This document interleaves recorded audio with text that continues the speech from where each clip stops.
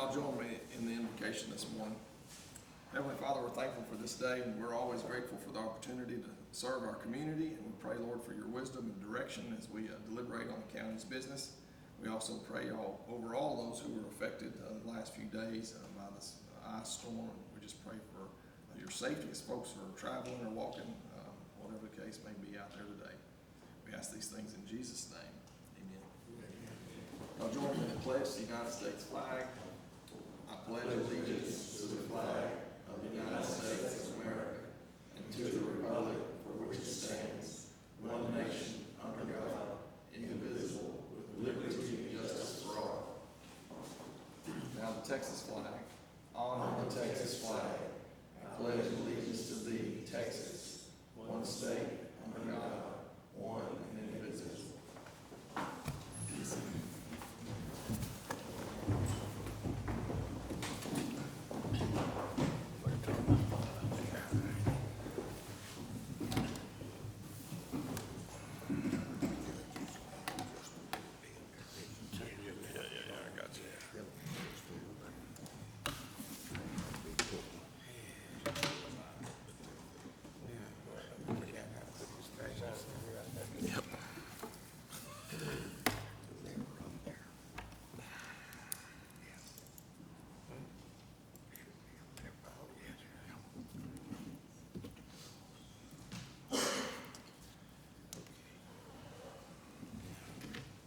Good morning. Thank you all for braving the cold weather and the ice and snow and making it today. We have one announcement. That's a proclamation declaring January 2024 as School Board Recognition Month here in Harrison County. Certainly we want to honor those folks who serve on school boards. That's oftentimes a thankless job, but we appreciate what they're doing. Thank you, Commissioner Timmons, for bringing that to us to make that proclamation. Are there any public comments? I don't have any forms. Anybody wants to speak? If not, we do have a quorum present today. Present and voting from Precinct 1's Commissioner Hatfield, Precinct 2's Commissioner Timmons, Sims presiding, Precinct 3's Commissioner Malden, and Precinct 4's Commissioner Ebarb. We'll call our Commissioners' Court to order. It is 9:05 a.m. here on the what is today, the 18th day of January 2024. We're in the historic courthouse here in Marshall, Texas. And this is a follow-up to the meeting that should have been held this past Tuesday. But due to the ice and all, we rescheduled for today. First up this morning from our auditor. Good morning, Ms. Haynes. Good morning, Judge, Commissioners. Item number 1 is consideration and approval regarding line item transfers. Yes, you should have a copy of my request of transferring $7,199.13. Is there a motion to approve? So moved. Second. Motion by Commissioner Hatfield, second by Commissioner Ebarb. Any questions or comments? All in favor? Aye. Any opposed? Hearing none, motion passes 5-0. Item number 2 is consideration and approval of payment of regular bills. Requesting payment of $369,870.22. Included in that is the right-of-way mowing for $117,668.52. Is there a motion to approve payment of our regular bills? Motion. Second. Motion by Commissioner Timmons, second by Commissioner Malden. Any questions or comments for Ms. Haynes? All in favor? Aye. Any opposed? Hearing none, motion passes 5-0. Number 3 is consideration and approval of payroll for January 5th, 2024. Motion. Second. Motion by Commissioner Hatfield, second by Commissioner Timmons. All in favor? Aye. Any opposed? I'd like to thank the Sheriff's Department and Ms. Haynes and her folks for getting out and braving the weather so we'd all get a paycheck this week. And thank you guys for getting them to and from work, and I appreciate y'all's steadfastness with that. We do appreciate the sheriff deputies picking up my employees because I it's, knew y'all would be there. we, Thank y'all so much. we do greatly appreciate that. Yeah. On to item number 4, that's consideration and action to approve a budget amendment pursuant to local government code section 111.0106, a special budget for grant or aid money. The county auditor or the county judge in the county that does not have county auditor shall certify to the Commissioners Court the receipt of all public or private grant or aid money that is available for disbursement in a fiscal year but not included in the budget for that fiscal year. On certification, the court shall adopt a special budget for the limited purpose of spending the grant or aid money for its intended purpose. This is the budget amendment for the bulletproof shields that we paid for in December. It is fully funded. It's a reimbursement grant. And this was through EDCOG and I think it was the governor's office that our grant coordinator applied, and we were successful in obtaining the funding for. Fantastic. Is there a motion to approve? Second. Motion by Commissioner Ebar, second by Commissioner Malden. All in favor? Aye. Any opposed? Hearing none, motion passes 5-0. Thank you. You guys from the Sheriff's Department, did y'all have one of those bulletproof shields you was gonna show us? Demonstrate and let's see how effective it is? Yes, Your Honor. You gonna hold it. Have you got all of them in? Yes. They're all here? Great, How many did we receive? fantastic. All right, that brings us to Road and Bridge. Good morning, Mr. Davis. Good morning, Your Honor, Commissioners, how y'all doing this morning? Good. Item number 1, well, before we get to item number 1, why don't you tell us how our county roads are doing? Well, we still have quite a bit of ice on most of the rural roads. They should be thawing out. We're supposed to get up to 60 degrees today. But then next week, it's looking like we're gonna have a pretty rainy week. So it's gonna be pretty sloppy next week too. That time of the year. Yes, sir, it is, but all the roads are mostly passable. You just have to go slow, take your time. Shady spots are still icy. Yes, sir, aren't they definitely are. Just Yeah. go very slow and be very cautious. they? All right, item number 1 is consideration and approval of personnel changes for Harrison County Road and Bridge. There's been no personnel changes since our last court meeting. That makes it easy. Is there a motion to accept a no change report? Motion. Second. Motion by Commissioner Timmons, second by Commissioner Hatfield. All in favor? Aye. Any opposed? Hearing none, motion passes 5-0. Number 2 is consideration and approval of the utility application submitted to Harrison County Road and Bridge Department as follows. E-Tex Telephone Cooperative on Coppage Smith Road, which is County Road 4614. Yes, sir, this is just a fiber optic, and it has been reviewed, and it does meet our standard specifications outlined in our utilities applications. Motion. Second. A motion by Commissioner Ebar, second by Commissioner Malden. Any questions or comments? All in favor? Aye. Any opposed? Hearing none, motion passes 5-0. Thank you, sir. Thank y'all. Next up from the Sheriff's Department. Morning, Sheriff. Morning, Judge, Commissioners. Item number 1 is consideration and approval to accept a donation from David M. Thomas in the amount of $300 to be used for Harrison County Sheriff's Office K-9 program. Is there a motion to approve? So moved. Motion by Commissioner Hatfield, second by Commissioner Timmons. As always, we're sure thankful to Mr. Thomas. He's about faithful as they come. Yes, sir, he is. Motion passes 5-0. Sheriff, what all you got for us today? Well, last court, I was unable to attend, so I have my monthly I was gonna give then, and then a couple of quick, small things I just wanna make us aware of. I'll run through this monthly if that's okay with Yes, y'all. sir.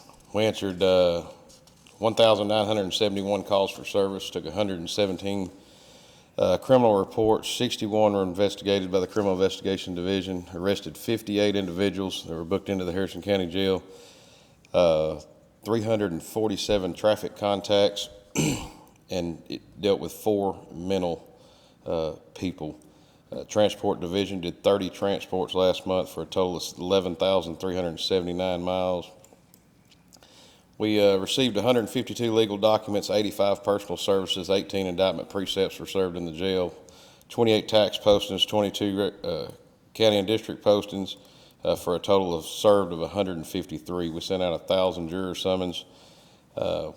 Jail population is at 235 as of 12/26. We're housing 2 for Marion County's overpopulation, 19 federal inmates for the U.S. Marshal Service for a total of 21 contract inmates. Our Fire Marshal's Office did 18 inspections, 32 illegal dumping cases, and picked up a total of 11,150 cubic foot of litter. We took six complaints, 4 inspections, and 18 utility hookups. 1 single family permit, did 18 of those for $6,480. And then a single commercial for $280 for a total money collected of $6,480. So a couple of things I added to this report was kind of looking back on the year and kind of give you a better overview of what we did. Just in our transport division, and this is 6 people and I'm 1 short in there, so and 1 stays here to do civil all the time. So 4 people actually running the roads, did 595 transports and 96,095 miles. It's not a slow business whatsoever. Our deputies on patrol physically answered and dealt with 29,512 people in Harrison County last year. That's pretty good, especially if you look at it from my point of view, because I didn't get many complaints. So they must be doing a fantastic job. So there's times where that comes and goes, but I was very proud of that, to deal with that many people and get as few complaints as we get. So also, our MedCat went into service last year. It was a blessing to get, a much needed item. A little overview of what it did. It served about 14 no-knock warrants on drug houses in our community.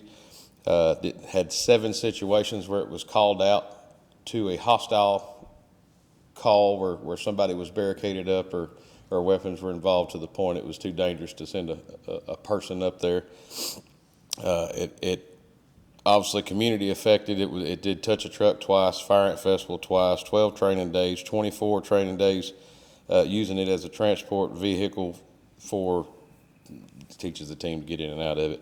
We took it over to Texas Eastman and did a training day in the chemical plant on where to go and what to do upon arriving to that situation if it was ever solved. And we went to Jefferson one time for DPS, ended up with a barricaded subject, and we went up and got him out of the residence and used it there as well. So it has been much needed, a very safeguarded piece of machinery that it's worth a lot of money, but it's not worth more than a human life. So I thank the court and the county for helping us supply these deputies with that.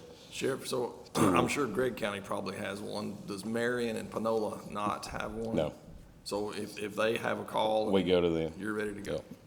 Yeah. And I've got to recognize Dwight Mays on that work on that Bearcat. Absolutely. Well, I was actually just fixing to bring Dwight up. In my opinion, I hate to use the word but it was one of the best ideas I've ever had was Dwight Mays. He has been nothing short of a blessing to the sheriff's office and Harrison County. Sure. He has, as we know, if y'all don't know, he's a grant research writer. He does everything under the sun, retired from the Marshall Police Department, very good policing background, good ethical man, and he stays on top of this stuff. Very diligent worker for me, and I'm very blessed to have him. But he has brought more opportunity to my office than I've seen in my 20+ years of being there in such a short time. It has really been a blessing to have somebody that does all this and stays on top of it diligently and assures that we get what we're needing. So with that being said, one more thing that Dwight did outside of that, we could add to a list of dozens and dozens, is, as you know, the governor's office after Uvalde, and the quite honestly, the train wreck that turned out to be, decided to find a way to equip police officers and sheriff's deputies and everybody with ballistic shields. And when I say equip you, it's not put one in a building or have one readily available. There will now be in a Harrison County vehicle, every single vehicle has a shield in it. A shield is almost like a backup officer, except in an incident where you have an active shooter situation, you don't wait on a backup officer. So if you're there alone, you go alone. And that's exactly what it does, but it gives them a little more of a fighting chance when they get there. This is a ballistic shield. It's a rifle-rated, pistol-rated shield. Have you ever held one? Come hold that, Jay. That's pretty impressive. Feel what that thing feels like. I'm waiting on you to shoot, that's. I want you to hold it. It's heavy, isn't it? But I have the same problem. But as you know, that they were a very needed tool, but very expensive tool. 42 of those little plates right there were $158,000. They allotted $50 million, and we're going to give one to every peace officer in the state, but $50 million ran short, so they pulled back. We asked for 60 and got 42. 42 will cover us just fine. Everybody on patrol will have one, and any responder from the office during the day will have one. We were going to get them for even the extra units. We're going to have one in them, but it ain't always perfect. So everybody working will always have one. So again, Dwight, doing his research and what he does is the very reason that we have all these new tools and these, what people consider neat gadgets, but they're actually life-saving tools. So I appreciate y'all working with us on that and Dwight's hard work and equipping them with what they need to carry out their duties. So that's all I got today, if y'all have any questions.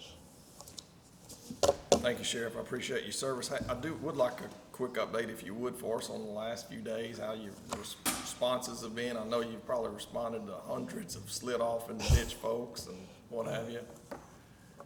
You ever seen Friday the 13th? Something about like that. It's never fun. Obviously, the more you have to travel, the more you have to do, the more risk you run for having incidences and crash cars and everything else, but somehow we scathed through it. We had one tire blowout and bent rim where we just couldn't stop, and that was on our end of all the cars that we had out there. Our criminal investigation division folks suited up and went out and worked patrol with patrol because the calls were just so intense and so many interstate slide-offs, and a lot of it was just that. It was just slide-offs. Some of it was just nosy people getting out wanting to ride around, which is, you can do that if you want to. We don't recommend it, but it ends up taking our time to come get you when it doesn't go your way. But all in all, it went fairly, I guess, as well as it could. We had no major incidences during the ice storm.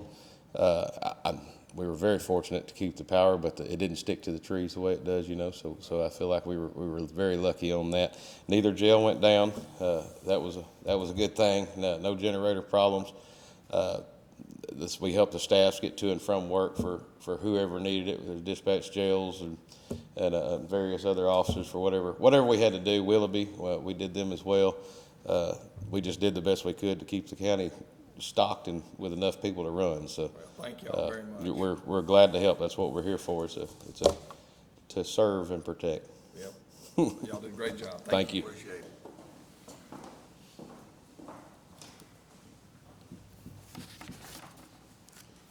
Good to have a little end of the year report. I had no idea. Yeah, that's good, wasn't it? First time ever. All right, that brings us to new business. Item number 1 is consideration and approval of the 2023 through 2024 annual contracts and authorization of the payment of budget amounts in FY 23-24 budget for the contract and authorization for the county judge to execute said contract for Soil and Water Conservation District That's the only one we have. Is there a motion to approve? Motion. Second. Motion by Commissioner Ebarb, second by Commissioner Timmons. Any questions or comments? All in favor? Aye. Any opposed? Hearing none, motion passes 5-0.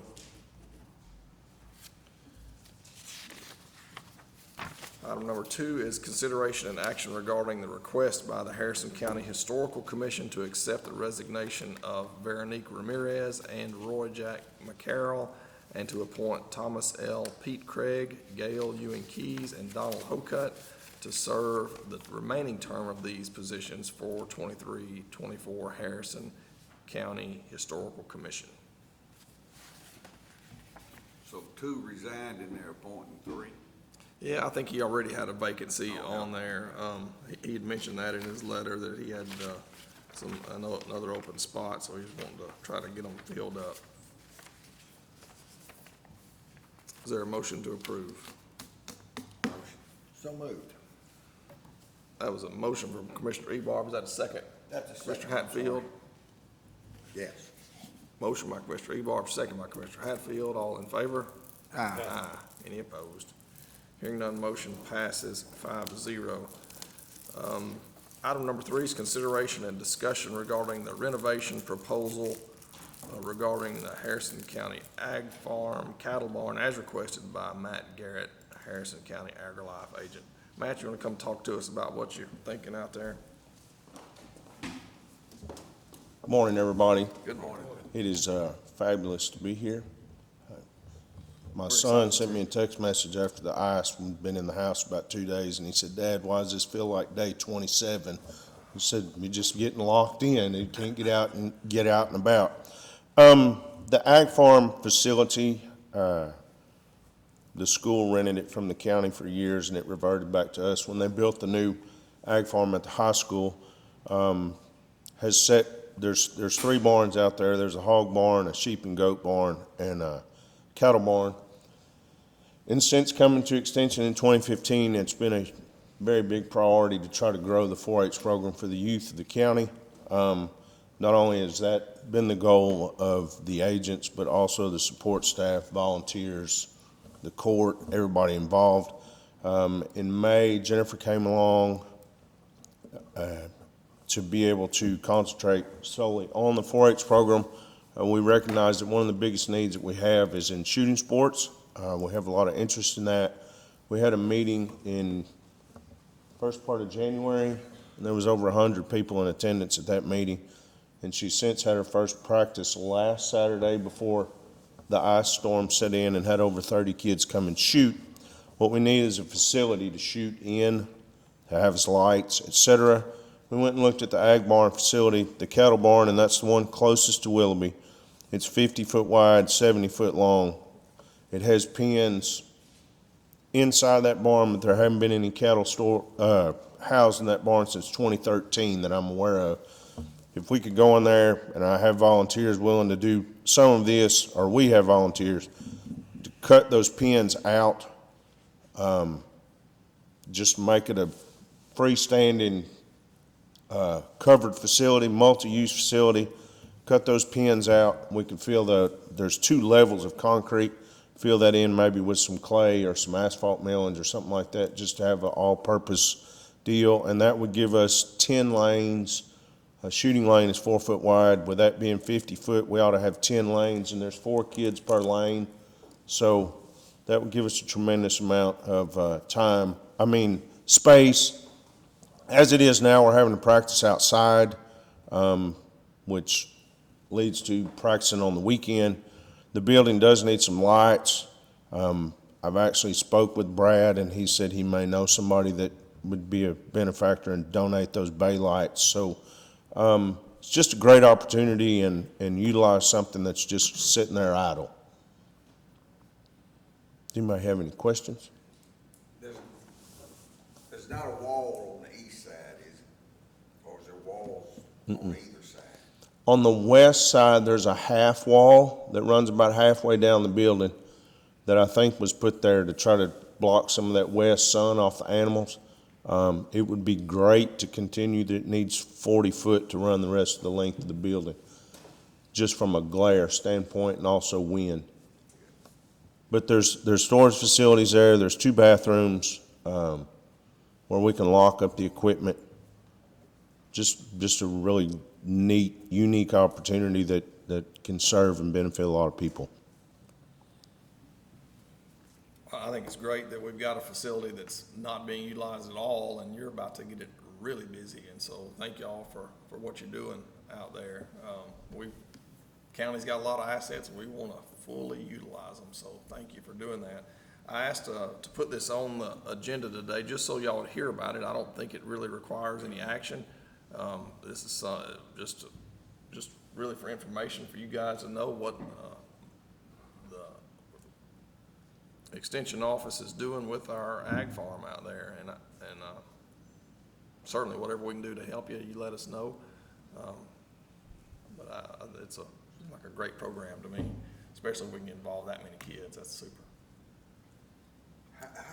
How large is that building? The actual part where we would shoot is 50 foot wide and 70 foot long. And half of it's got a slab, so you're talking about needing another, It actually has 2 levels of concrete. The alleyway down the middle, which is 10 foot wide, sits about 8 inches higher than the stalls on the side. So those would need to be filled in. They're 20-foot stalls on each side. And just have to figure out a way to put a 2x8 or some type of retaining wall or a curb along the edge and then come in with some kind of fill. so it's 6-8 inch difference. Yes, sir. But that could be filled down to about 4 inches left and pour a concrete slab in that. You're not talking about that much, if it's just half of it. I mean, if we're gonna do it and fix it up, I wish we'd look at doing it One time and. one time right, Yeah. and it needs that slab raised, so if we ever in the future put a east wall on it, you'd have something to shoot that plate to hold that wall. And I think I'd be planning to go ahead and do that, to fully enclose it. Yeah. If we're gonna pour some concrete, you might as well be ready to fully enclose it, and, maybe we can get that done now. If not, we'll budget for it next time, but, whatever we can do immediately to get it where kids can utilize it, I think that's our goal at the moment. Well, I hate to see us go in there and fill it and put millions on top, and then next year we budget and they come back in and have to dig it back out to pour, if we elect to pour a slab. I mean, Yeah. the probably cost in man hours that it's gonna take in equipment for us to send guys to fill it in to make it work. To me, it's gonna be a wash if we hire somebody, one of these what's the big company that you see all over town that does, Steadfast, the or something. RVP. Something like Yeah. that. Why don't you call them and ask them to come and take a look at it and just give you a price to fill that in? Okay? And that, before we start hauling dirt, millions and stuff, they gonna pour it in a day or two and be done and be gone. A couple of days it's gonna be set up, so. Okay? Yeah, I'd like to see, it might be too expensive, I don't know but I think we need to know both sides of it before we elect to just. Okay? You've already talked with Brad about, I see Commissioner Timmons studying the restrooms there. Brad was willing to do some remodeling there. Yes. I also was looking at where it said that Republic employees use them occasionally, the restroom, so we may need to consider security cameras. We also have children coming to the building where your office is mostly, and have we talked to anybody about when we start talking about security cameras, combining? Yes, I emailed Brad and Charlie for the lights and cameras. Okay, I'm just waiting on a response. right. We have such great facilities now, and we're about to, in my opinion, and pretty sure the rest of the court agrees. We're about to expand what you guys do and your need and everything. So we just wanted to make sure we took care of everything instead of a little bit here, a little bit there, you know. Okay? Has there been a problem from them walking across? If it is, we might need to notify them or something that, you know, that those are not public restrooms. I don't know that it's a problem, but I know they have a no smoking policy on their property, so they cross the street, whether it's on our property or just standing in the ditch. Well, not knowing who's coming, I don't want to see us get a bunch of kids out there and end up with another problem because we don't know who's coming across, basically. I don't think that'll happen because you're gonna have adults there, but there's always that potential. I don't want my granddaughter out there not knowing who's coming and going, and I know she's coming. So, I mean, that's just me, whether we need to notify them across the road that, you know, that these are I think that would be a fabulous idea. Okay. And is that, I don't know who would need to send it. I would think the county judge probably needs to send it.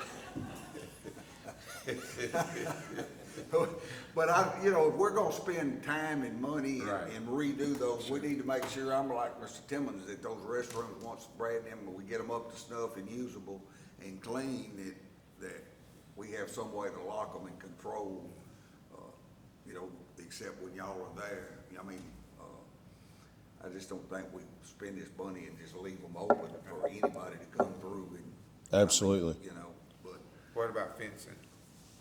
Do you think that, There's a gate already pretty much shuts off any access as far as vehicles, but you can still walk. Yeah, there's still there walk-through gates there. Should we put some lock gates on it, keep it locked up? I mean, a gate,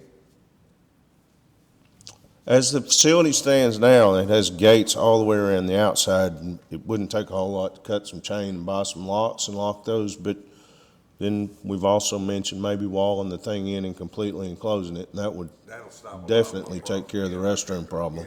You know, in the past, we've talked about asking Road and Bridge to get out there and clip that place and make us some walking trails, and certainly it'd be nice if you had people out there, we'd like for them to use that place as much as possible. Walking, you could also have bathrooms, so as you're doing any remodeling or whatever, if you have got a place where you can secure and store your equipment that's separate from the bathroom, so those bathrooms could somehow be open and unlocked, just have that in the back of your mind. Does that make Okay. sense? Matt, we appreciate what y'all do, and your Absolutely. presentation is outstanding. It makes it real clear as a bell, so when y'all put that together, y'all did a good job on that. And you guys don't ask for a whole bunch out there, y'all pretty trouble-free out there. I feel like the court will do all we can to help y'all out. Thank you.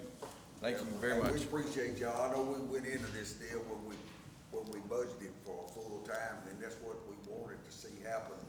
So I'm tickled that we're reaching out and actually starting to touch and see some of our kids out in the county have some benefit and something to be involved in, and we appreciate y'all taking it. I know it's a lot of time, and we appreciate y'all doing what y'all done and expect to see great things.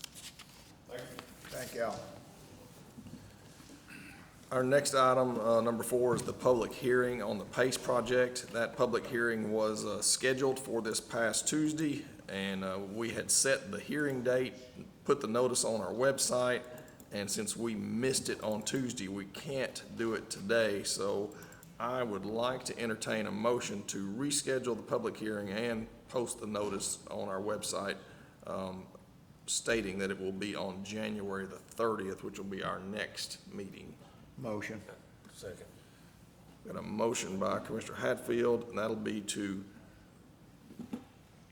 reschedule the PACE project public hearing and post the notice on our website, rescheduling it to January the 30th. Motion by Commissioner Hatfield, a second by Commissioner Malden. All in favor? Aye. Any opposed? Hearing none, motion passes. So item number 5, again, there's no action to be taken today. We'll do that after the public hearing on the 30th. Is there a motion to adjourn? Motion to adjourn. Motion by Commissioner Timmons, second by Commissioner Malden. All